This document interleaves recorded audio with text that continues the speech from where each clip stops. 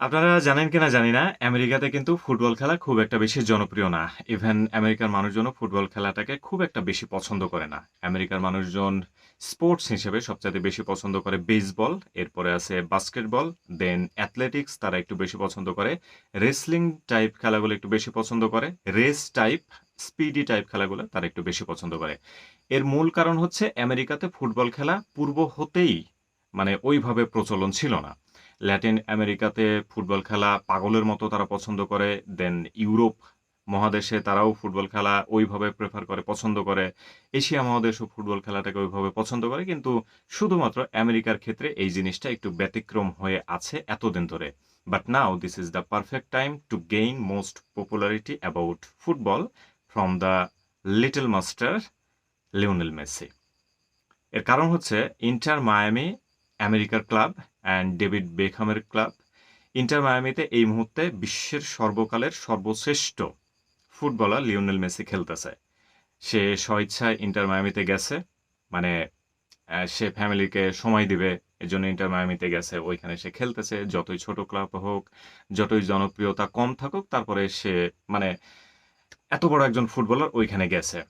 এখন আমেরিকাতে ফুটবল খেলাটাকে জনপ্রিয় করে তোলার এইটাই পারফেক্ট টাইম, যদি আমেরিকান গভর্নমেন্ট অ্যান্ড ডেভিড বেকহামের যদি ডিপ থট থাকে, ফিউচার প্রিডিকশন করে যদি ওইভাবে আগানো যায়, তাহলে ইন্টার মায়ামি ইন ফিউচার বলতে 4 থেকে 5 বছরের মধ্যেই 1 থেকে 10 নাম্বার ক্লাবের মধ্যে চলে আসবে। কিভাবে?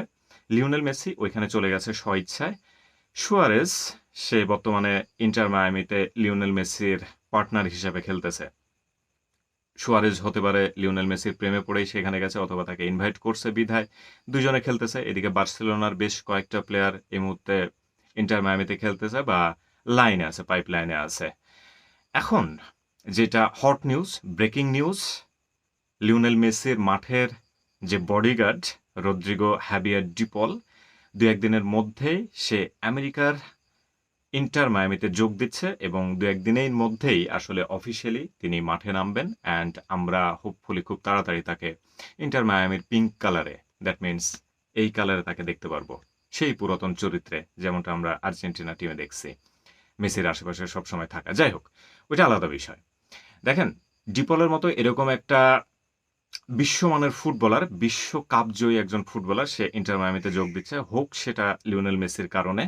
মেসি না থাকলে ডিপল ডেফিনেটলি ওইখানে যাইতো না। সুয়ারেজও যাইতো কিনা এটা আমার ডাউট আছে এই ব্যাপারটা নিয়ে। এখন যদি ডিপল, sorry, David Beckham, Lionel Messi and USA government এরা যদি একটা সুদূর প্রসারী প্ল্যান নেয়, তাহলে এই ক্লাবটাকে হায়ার লেভেলে ক্লাবে নিয়ে যাওয়া পসিবল। এবং ইতোমধ্যেই আমেরিকাতে ফুটবল খেলা মোটামুটি জনপ্রিয় হয়ে গেছে জাস্ট ফর লিওনেল মেসি। আগে এই জিনিসটা ছিল না, এখন লিওনেল মেসিতে সবাই পাগল ফুটবলে। এখন ক্লাবটাকে আরও উন্নত করতে গেলে আমাদের আরও হাইস্ট প্লেয়ার প্রয়োজন।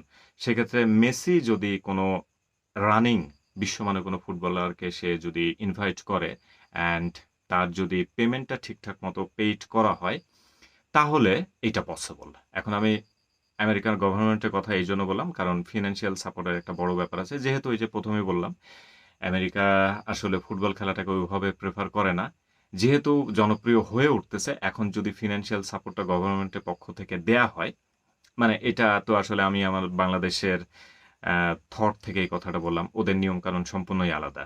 তারপরেও যদি এইটা গভর্নমেন্ট চায়, তাহলে যত দামি দামি প্লেয়ার আছে তাদেরকে হায়ার ডিমান্ড করে যদি ইন্টার মায়ামিতে নিয়ে আসা যায়, তাহলে এটা মেক সেন্স করে পসিবিলিটিতে মেক করা খুব একটা বেশি সময়ের ব্যাপার না। আপনি আল নাসেরের কথা বলতে পারেন, আল হেলালের কথা বলতে পারেন। সৌদির যেই ক্লাবগুলো আছে তাদের কাছে অগাধ টাকা পয়সা আছে, কিন্তু তারা ১ নাম্বার ফুটবল ১ নাম্বার ক্লাবে পৌঁছাতে পারতেছে না। অনেক দূরে, দূরে তারা অবস্থান করতেছে। এর কারণ হচ্ছে, এক রোনাল্ডো দিয়ে হবে না।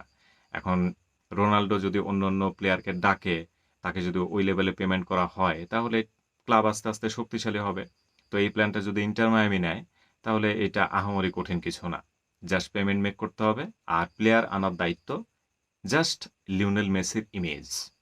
সে যদি কোনো প্লেয়ারকে কল করে, আর তুমি ওই ক্লাবে যা পাচ্ছ তাই তোমাকে দেয়া হবে, আই হোপ কোনো প্লেয়ার মানে না করতে পারবে না, যদি তারা ঐরকম এগ্রিমেন্টে না থাকে। মানে এগ্রিমেন্ট শেষ হওয়ার পরে ওই প্লেয়ার চলে আসবে। তো এইটা জাস্ট এ থট। আমেরিকাতে ফুটবলটাকে জনপ্রিয় করার ইটস টোটালি মাই ওপিনিয়ন। এটাই পারফেক্ট টাইম। যদি লিওনেল মেসি সব ধরনের ফুটবল থেকে রিটায়ারমেন্টে চলে যায়, তাহলে এই প্ল্যানটা আম কি বলে? সাকসেসের মুখ দেখবে না।